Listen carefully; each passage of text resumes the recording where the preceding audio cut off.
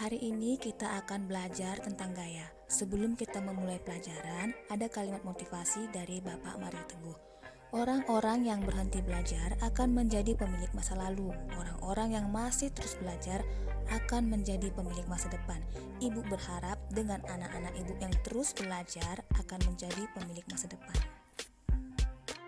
Adapun tujuan pembelajaran kita pada hari ini yaitu mendeskripsikan konsep gaya, menyebutkan pasangan gaya aksi dan reaksi, membandingkan besar gaya aksi reaksi yang terjadi antara burung dengan udara ketika burung sedang terbang, menganalisis penerapan hukum Newton dalam kehidupan sehari-hari, dan menganalisis penerapan hukum 3 Newton pada atlet lompat tinggi. Gaya adalah tarikan dan dorongan yang dapat mempengaruhi keadaan benda. Akibat yang diberikan gaya, yang pertama perubahan gerak. Benda yang mula-mula diam jika diberi gaya dapat bergerak. Contohnya ketika kamu bermain mobil-mobilan, mobil ini pertama-tama diam. Terus kamu tarik talinya, sehingga mobil ini yang tadinya diam dapat bergerak.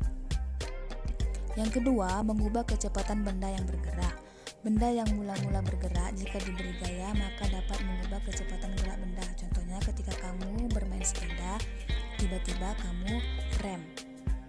Jadi kecepatan sepeda kamu yang bergerak dengan kecepatan tetap lama-lama akan dilambat dan berhenti. Yang ketiga, mengubah arah gerak. Contohnya ketika kamu sedang bermain sepak bola, bola datang ke arah kamu dengan tegak lurus. Lalu kamu ingin memberikan kepada teman yang di samping, maka kamu menendangnya ke arah samping. Yang terakhir, mengubah bentuk benda. Contohnya ketika kamu ingin membuat kerajinan tangan dari tanah liat, maka kamu memberi gaya pada tanah liat itu sehingga membentuk suatu benda. Contoh lain, kamu melihat karet. Awalnya karet ini pendek, lalu kamu tarik sehingga karet itu menjadi panjang. Gaya dapat dibedakan menjadi dua, yaitu satu, gaya sentuh adalah gaya yang membutuhkan sentuhan langsung dengan benda yang dikenainya.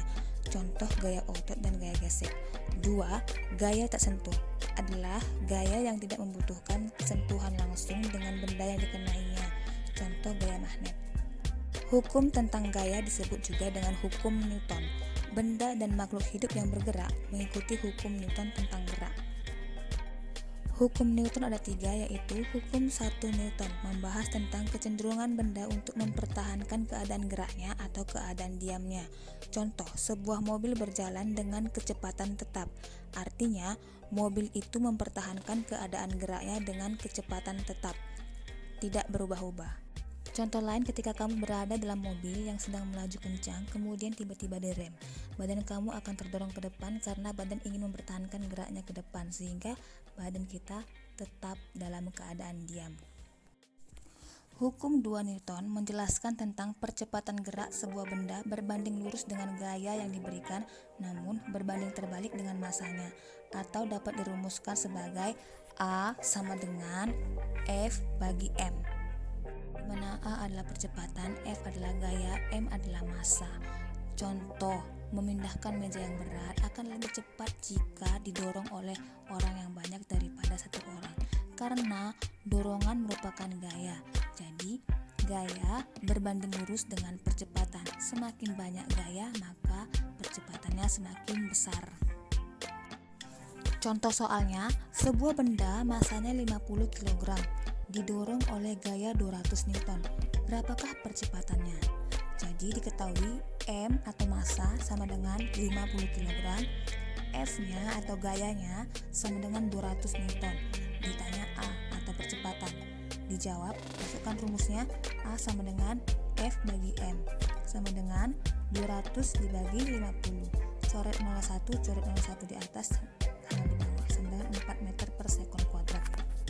Hukum 3 Newton menjelaskan tentang gaya aksi reaksi pada benda ketika benda pertama mengerjakan gaya ke benda yang kedua, maka benda kedua tersebut akan memberi gaya yang sama besar ke benda pertama namun berlawanan arah. Contoh, tangan menghantam tembok. Tangan merupakan benda pertama yang memberi gaya aksi, sementara tembok, benda kedua, menghantam tangan. Tembok memberikan gaya reaksi yang berlawanan arah dengan gaya aksi yang diberikan oleh tangan. Gerak burung terbang dapat dijelaskan dengan menggunakan hukum 3 Newton. Burung mengepakkan sayap ke belakang untuk memberikan gaya aksi ke udara. Udara yang masanya jauh lebih besar daripada burung memberikan gaya reaksi yang nilainya sama besar dengan gaya aksi namun berlawanan arah, sehingga mengakibatkan burung dapat melaju kencang ke depan.